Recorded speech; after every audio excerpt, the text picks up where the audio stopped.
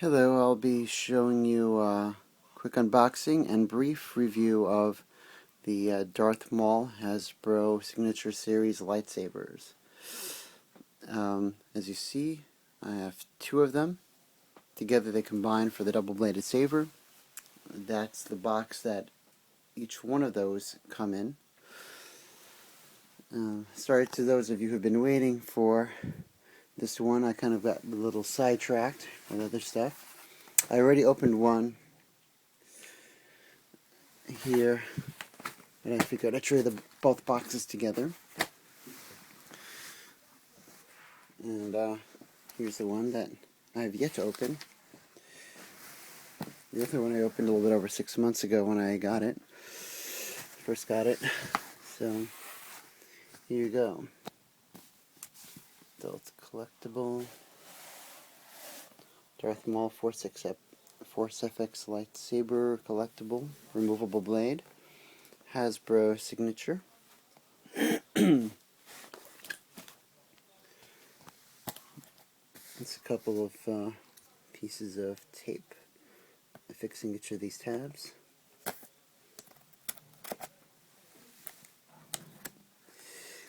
This gives you some tidbits as far as information. Here's a picture of them combined.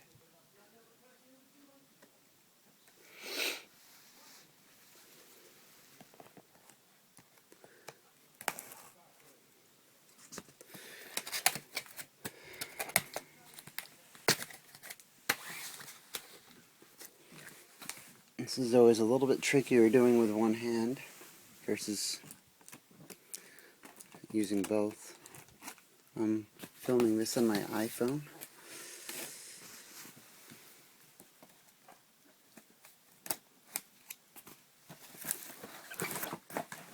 So, there. Now I'll open it from the front.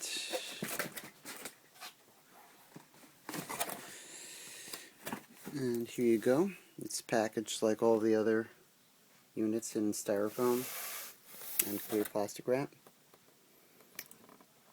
The base is on the bottom here.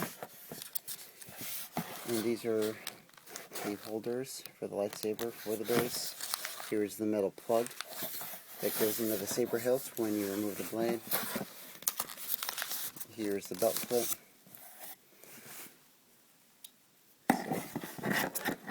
Let me take these front bits here.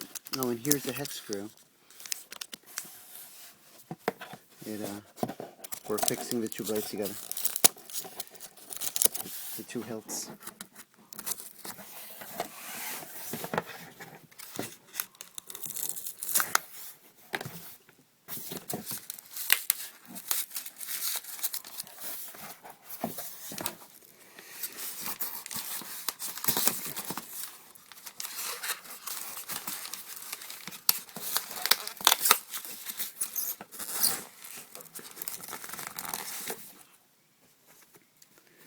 This would be a lot easier with one hand, with two hands.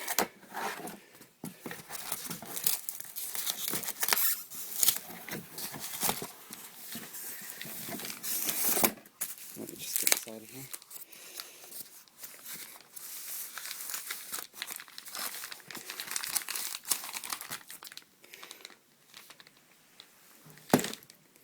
So here you have the Darth Maul saber.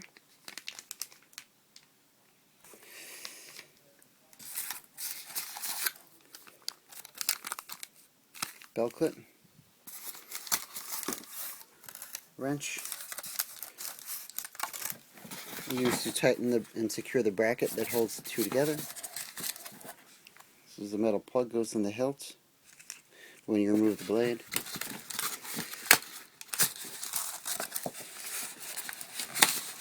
This connector you use to combine the two lightsabers.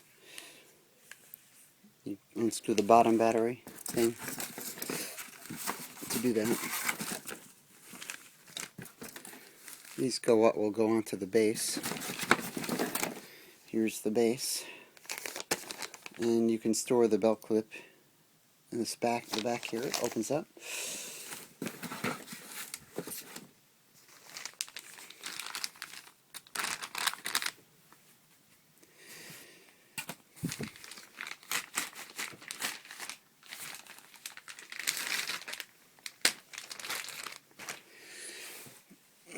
This has a nice weight to it, but it's not too heavy.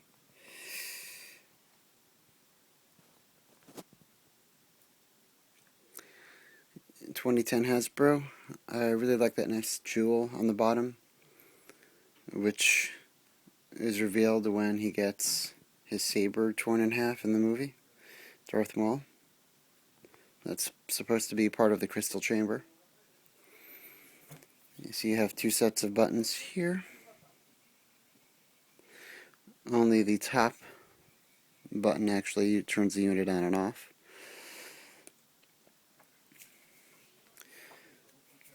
The black rings here are rubber.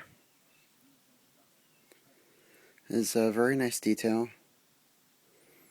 The head unit stays nice and flush when the blade is on it, unlike the Kit Fisto Saber, which leaves a tiny gap between where it screws when you have the blade in, which is the design flaw of the blade. Here's the belt clip. You clip it on your belt. The battery compartment is here. This end screws.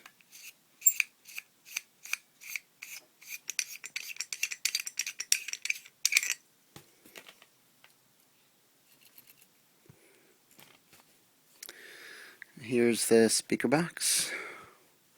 Let's see if I can get it to fall out. There we go.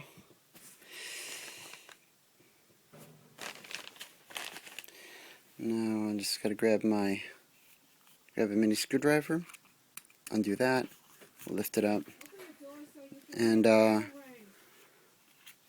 reinsert this into the hilt. See, it's notched, so you can only put this in one way. There's a notch in there. Let me show you my other saber.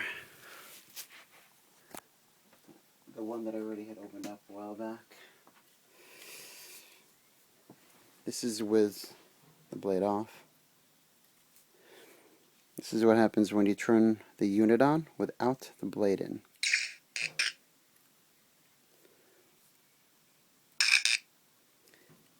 You get a nice electrical sound.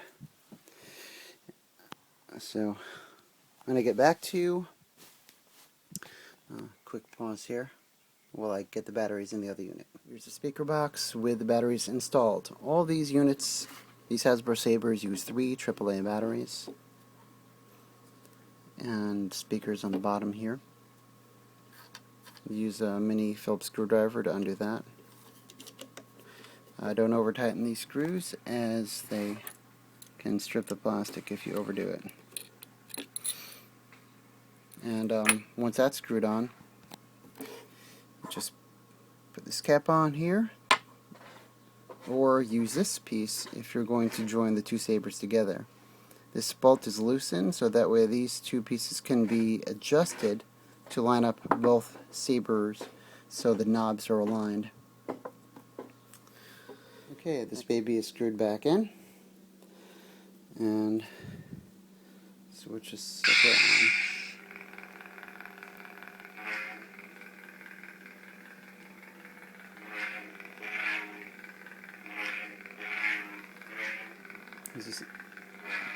How about some clashing sounds?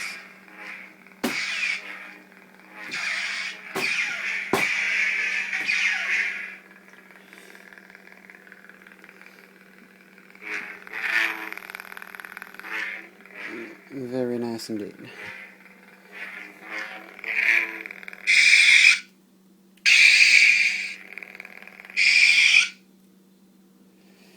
And the blade removes by unscrewing this piece here, and then you lift it off the top of the blade.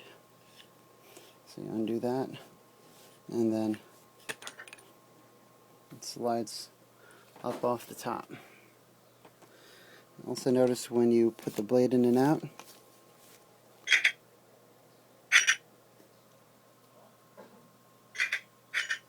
makes a clicking sound.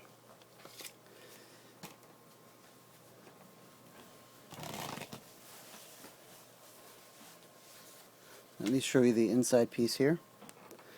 like a little clear rubber washer, so that way it protects your blade from getting scratched when you take it on and off. Now you put this little metal plug here, and you screw it back on, and that's it. You've got your bladeless saber. I'll just show you a quick look at the instruction manual, which was underneath the stand.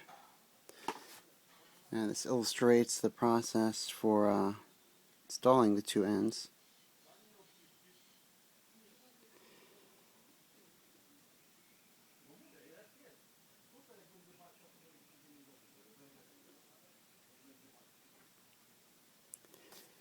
So basically I put both ends in. I loosened the screw that was on the inside of this plug so that way they both rotate freely. And now I put them in the same position. They're still loose, as you see. But it's kind of a notched bit. So once you find the spot, it kind of stays there. Once you found the spot you want, you hold the adapter tight and take off the other end, tighten the screw, and you shouldn't need to adjust it again. I took the other end off here, and I tightened that screw, and then it's just a matter of screwing them back together again, although I can't from this angle or the speaker box will fall off. And here it is, the Darth Maul LightSaber, fully assembled as two-bladed saber. On the stand, I have basically two of these stands because I had to buy two of these sabers to do this. Just a little look around it, noting the exquisite detail of this saber. Definitely Darth Maul's one of the nicer sabers on here. It's the most solid, well put together. It's all metal, with the exception of the plastic clip that holds the belt clip on. It's all metal. The Kit Fisto unit is also all metal, with a rubber washer. But only thing I don't like about the Kit Fisto unit is is the thing doesn't screw on flush when you have the blade in. There's a very small gap. This thing is truly a beast when it's fully connected with the blades. It's very, very, very big. Can't even get the whole thing in frame. It's like you're holding a whole staff. So let's take a look with the saber blades on, since my basement's a bit darker.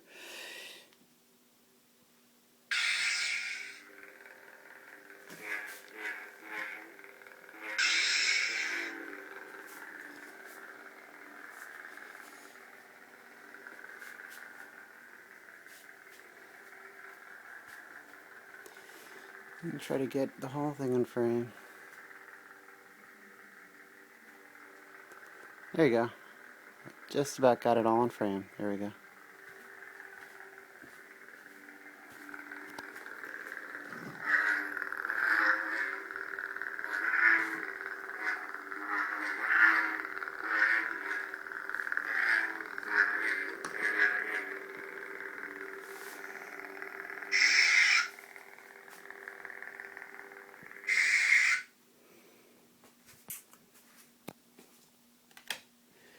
And for those of you who may be wondering why there are holes through this bracket that joins the two, that's so that the audio from the speakers can come through.